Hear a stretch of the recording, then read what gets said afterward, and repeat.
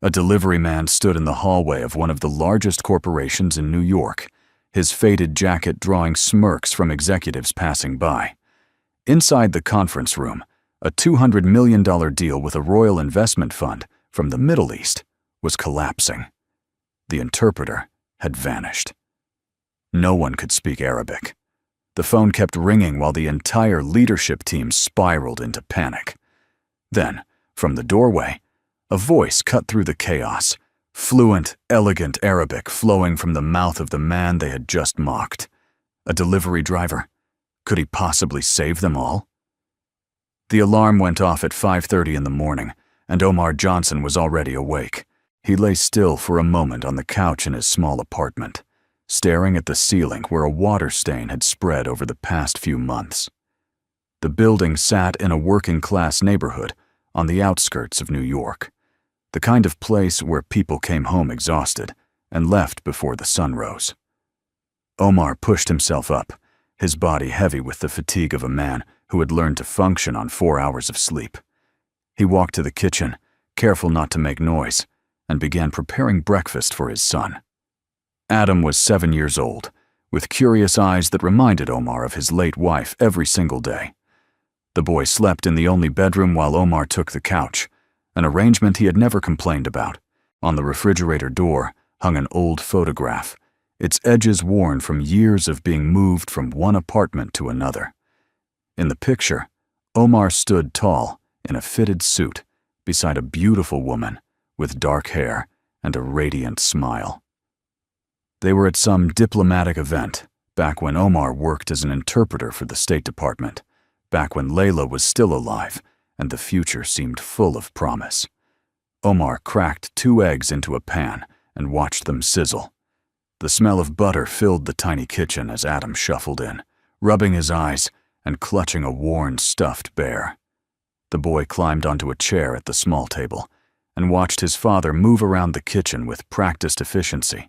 Omar placed the plate in front of his son and sat down across from him, sipping black coffee from a chipped mug. Adam poked at his eggs with a fork, his young face unusually thoughtful for such an early hour. "Dad, why do you have to work so much?" Adam asked, his voice still thick with sleep. Omar looked at his son, and for a moment, the exhaustion in his eyes softened into something gentler. He reached across the table and ruffled the boy's hair, forcing a smile that did not quite reach the corners of his mouth. The question was simple, but the answer carried the weight of years of struggle, of choices made, and paths closed forever. Omar thought about the summer camp brochure sitting on the counter, the one Adam had brought home with such excitement, the one that cost more than Omar made in 2 weeks of deliveries. "Because I want you to have everything I never had," Omar said quietly. 4 years ago, everything had been different. Omar had been a professional interpreter, specializing in high-level diplomatic negotiations in the Middle East.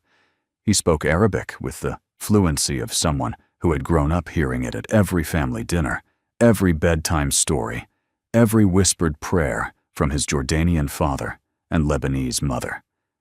Then Layla was diagnosed with late-stage cancer, and Omar had requested extended leave to care for her during those final months.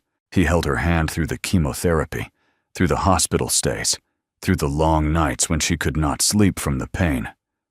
When she finally passed, something in Omar broke along with her. He tried to return to his old career, but the world had changed. Political tensions had made employers wary of anyone with Middle Eastern heritage. His resume showed a 2-year gap that no one wanted to hear explained. Interview after interview ended with polite rejections and empty promises to call back. Eventually, Omar stopped trying. He found work as a delivery driver because it was the one job where no one asked where he came from, where no one cared about the color of his skin or the accent that sometimes slipped into his English when he was tired. That morning, after dropping Adam at school with a kiss on the forehead and a promise to pick him up on time, Omar drove his delivery van toward Manhattan. His route took him through the gleaming towers of the financial district, past buildings made of glass and steel, where people in expensive suits hurried along sidewalks without ever looking up. Omar checked his manifest and saw that his first stop was Whitmore and Associates, one of the largest financial consulting firms in New York. He had delivered there before, always through the service entrance, always invisible to the people who actually worked inside. Whitmore and Associates occupied the top 15 floors of a tower on Park Avenue. The company had been founded by Richard Whitmore, a 60-year-old businessman who had built his empire through decades of aggressive deal-making and old money connections. Richard was the kind of man who believed in hierarchy, in the natural order of things, in the idea that some people were born to lead and others to serve.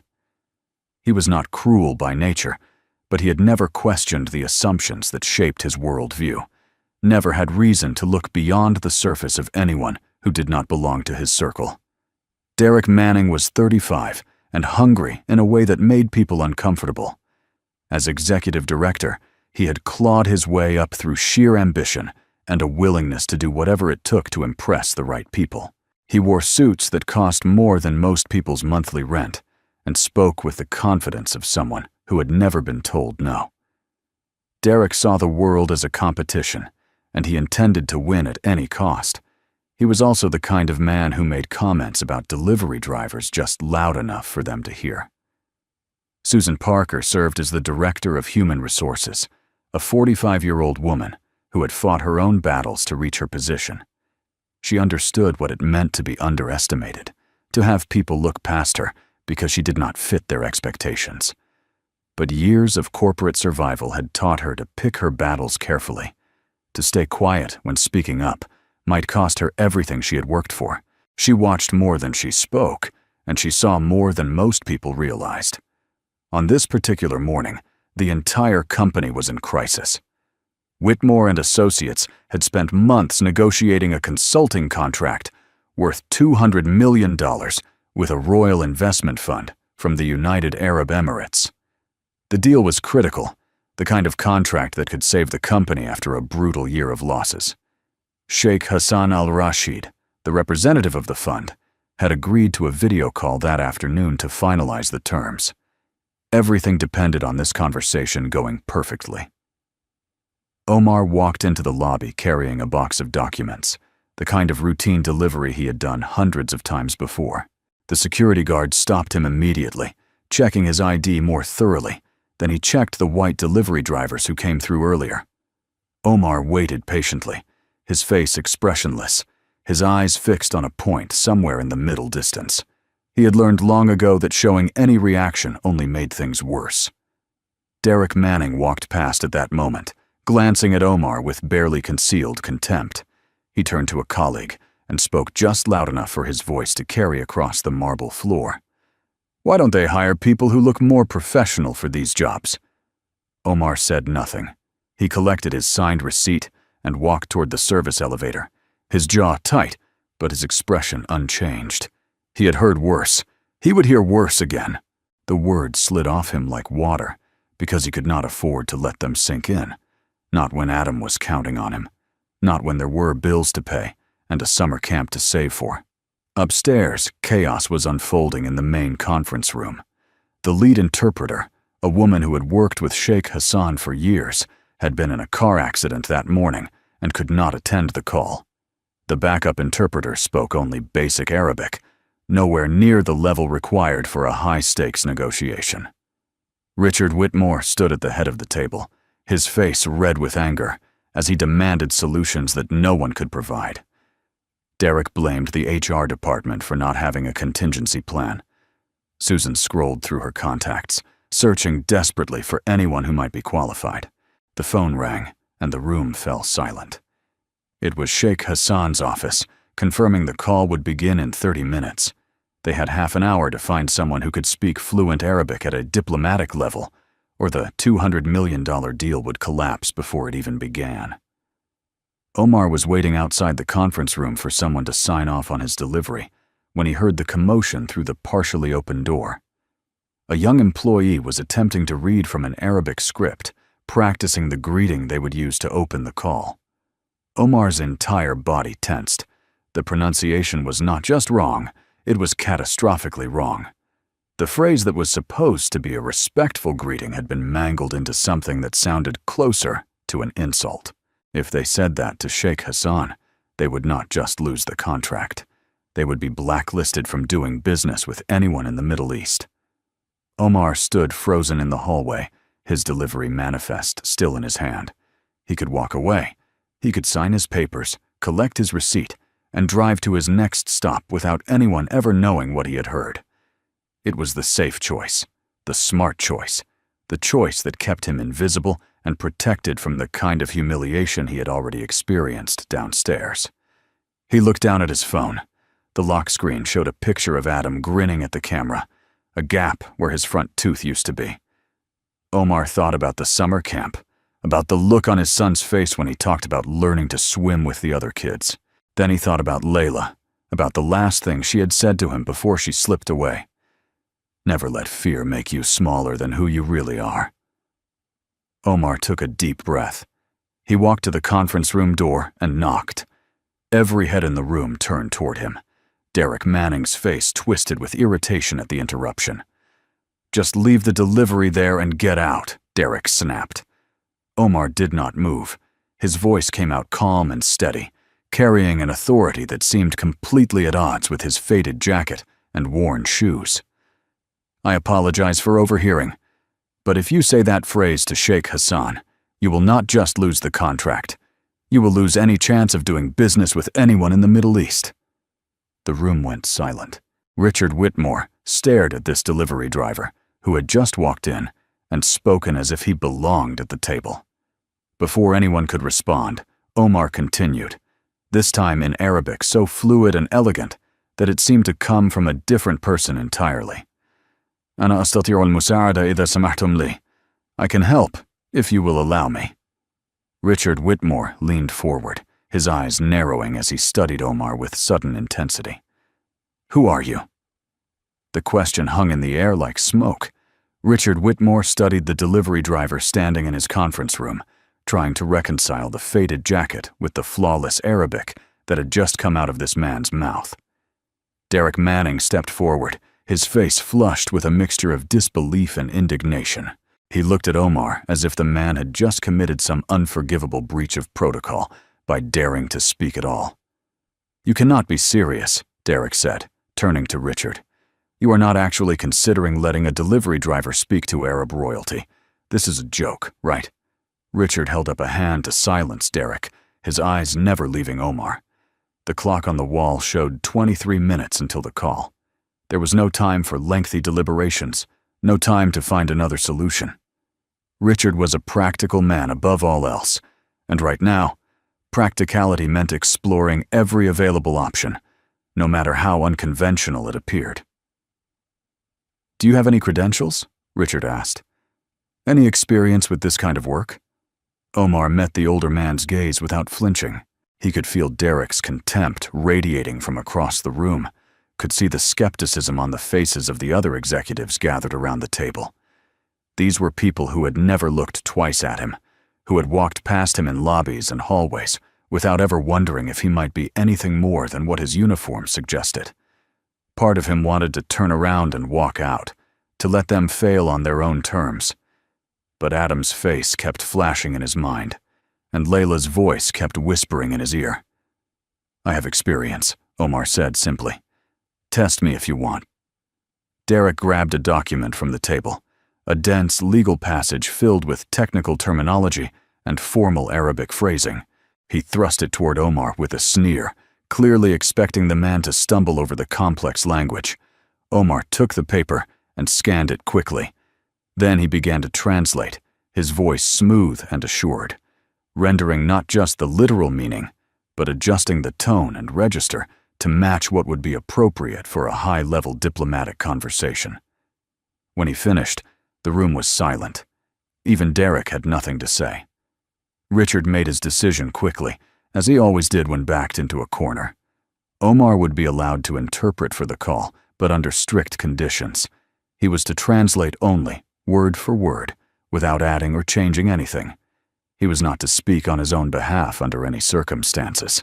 If he made even the smallest mistake, he would be removed immediately. There would be no compensation, no acknowledgement, no record that he had ever been in the room. Omar swallowed his pride and accepted. He had no other choice. They positioned him in a corner of the conference room, well away from the camera's view. Derek made a point of reminding him twice more about the rules, his voice dripping with condescension. Susan Parker watched from across the room, her expression carefully neutral, but her eyes betraying something that looked almost like sympathy. As the final minutes ticked down before the call, she walked over and quietly handed Omar a glass of water. It was a small gesture, but Omar understood what it meant. At least one person in this room saw him as human. The screen flickered to life, and Sheikh Hassan al-Rashid appeared.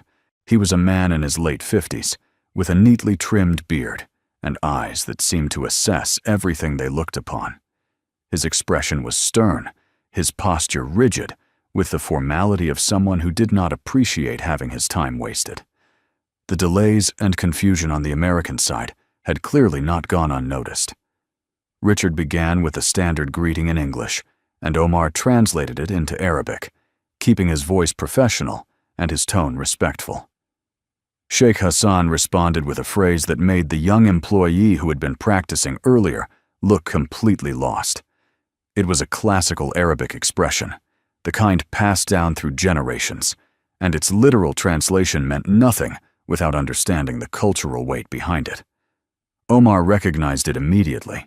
The sheikh was expressing polite dissatisfaction, hinting that his patience was wearing thin. Omar translated not just the words, but the meaning, allowing Richard to adjust his response accordingly. The conversation continued, tense but functional, with Omar serving as the invisible bridge between two worlds. Then Sheikh Hassan did something unexpected.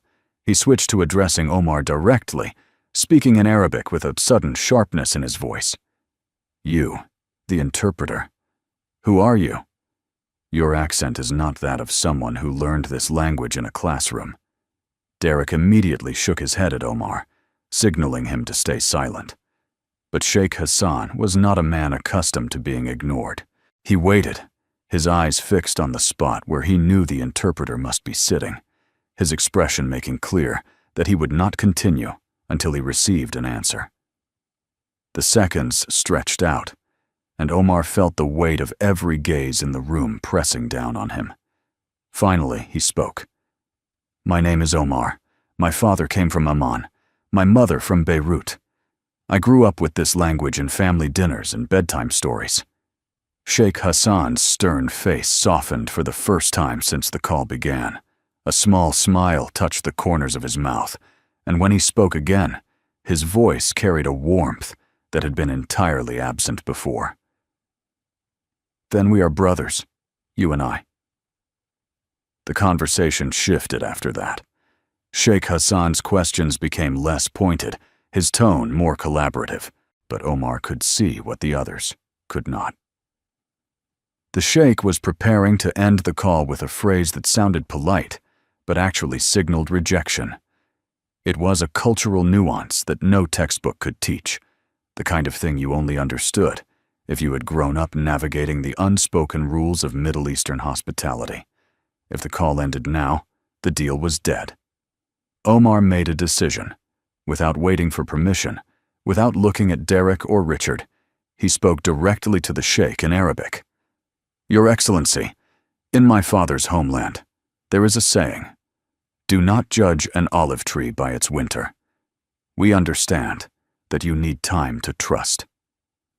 The room went still. Derek's face turned red with fury at the violation of every rule they had established. But Sheikh Hassan had stopped.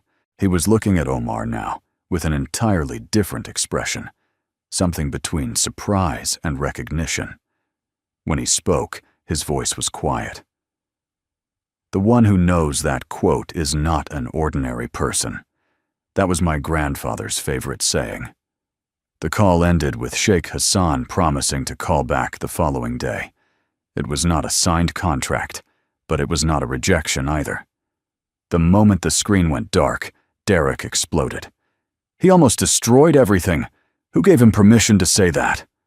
Susan spoke up for the first time, her voice calm but firm. He saved the call. You saw Sheikh Hassan's face. We were about to lose him. Richard raised his hand, silencing them both. His eyes were fixed on Omar, studying him with new intensity. Everyone out. Omar, you stay. I need to know who you really are. When the room had emptied, Omar told his story. He spoke about his years as an interpreter for the State Department, about the high-level negotiations he had facilitated across the Middle East. He spoke about Layla, about the day the doctors told them the cancer had spread too far, about the months he spent by her bedside holding her hand, while she slipped away from him piece by piece. He spoke about trying to return to his career and finding every door closed, about the looks people gave him when they saw his name on a resume, about the interviews that ended with uncomfortable silences and promises to call back that never materialized.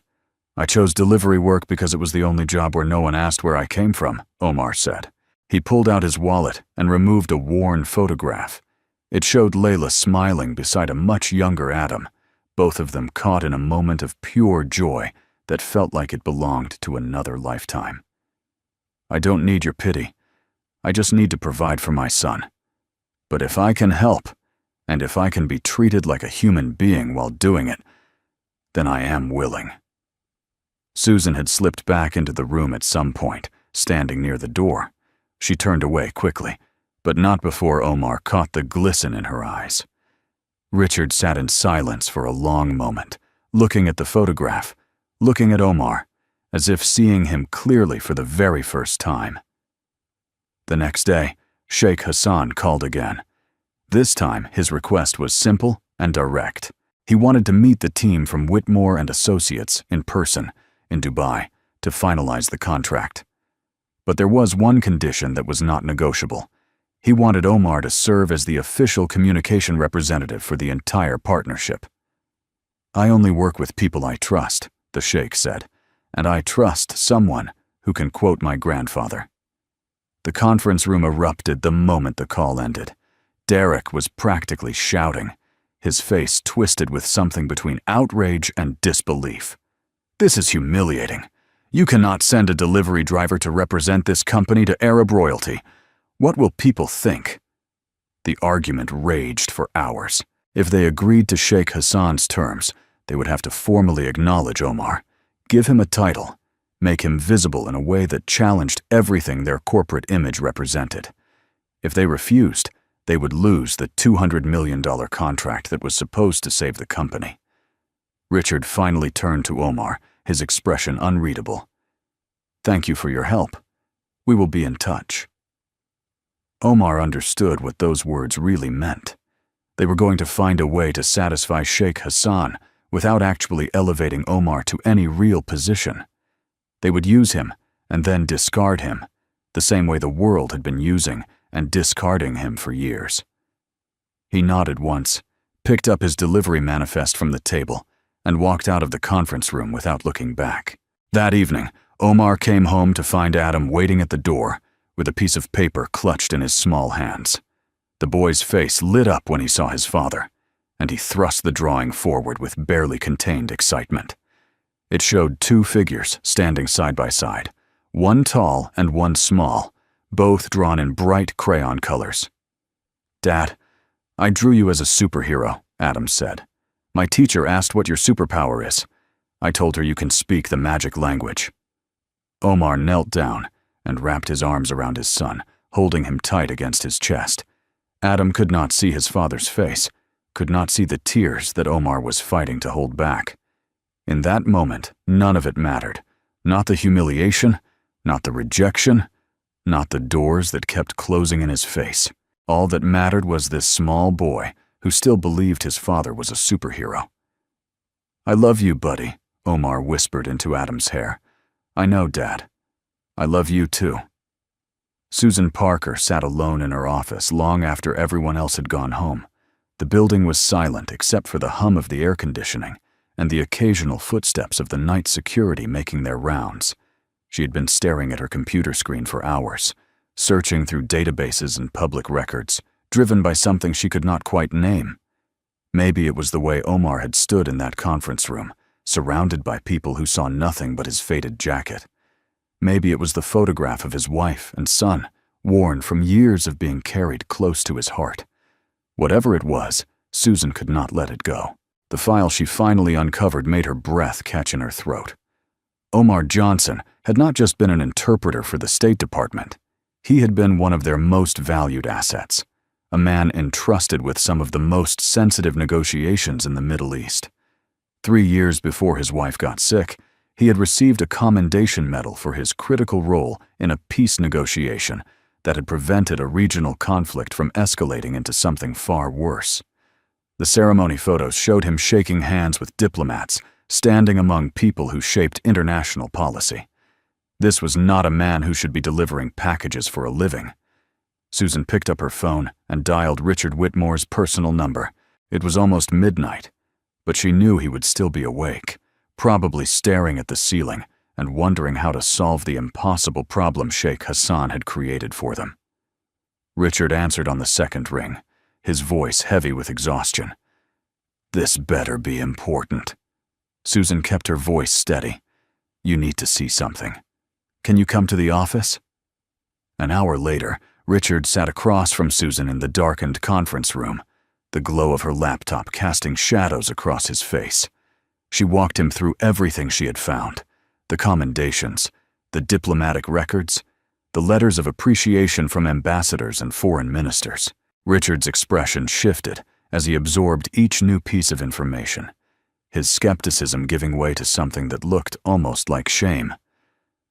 "Why didn't he tell us any of this?" Richard asked quietly. Susan closed the laptop and met his eyes. "Because no one asked. We looked at his worn jacket and decided we already knew everything we needed to know about him." The door opened, and Derek Manning walked in, still dressed in his suit from the day before. He had clearly been called in as well, though his expression made clear he resented the late-night summons.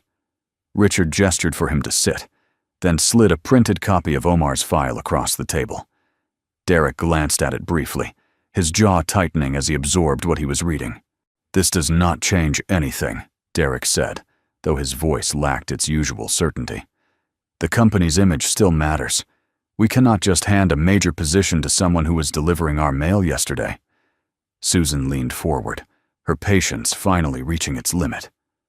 "And what exactly will our image look like when the world finds out we rejected a decorated former diplomat, a widowed single father, simply because he currently works as a delivery driver? How do you think that story plays in the press?" Derek opened his mouth to respond, but Richard held up a hand. The older man sat in silence for a long moment, his fingers steepled beneath his chin. He thought about the $200 million on the line, about the employees whose jobs depended on this contract, about the look on Sheikh Hassan's face when Omar had quoted his grandfather. But mostly, he thought about how easily he had dismissed a man whose shoes he was not worthy of standing in. Richard made his decision. "Call Omar." The phone rang at 2 in the morning. Omar was sitting in a chair beside Adam's bed, watching his son sleep. He had been there for hours, unable to rest, his mind replaying the events of the past 2 days on an endless loop. When he saw the number on his screen, he almost did not answer. What more could they possibly want from him?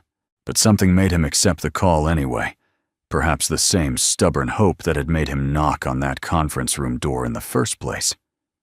Richard Whitmore's voice came through the speaker, stripped of the authority and confidence that usually defined it. "Omar, I owe you an apology." Omar said nothing. He sat in the darkness of his son's room, listening to Adam's soft breathing, waiting to hear whatever came next. Richard continued, each word sounding like it cost him something to say. "I looked at you the way the world has been looking at you for years. I saw your jacket and your job, and I decided that was all you were.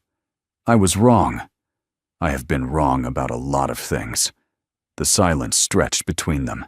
Omar watched the street light through the window cast patterns on Adam's blanket, remembering all the times he had been dismissed, all the doors that had been closed in his face, all the assumptions people had made, without ever bothering to learn his name.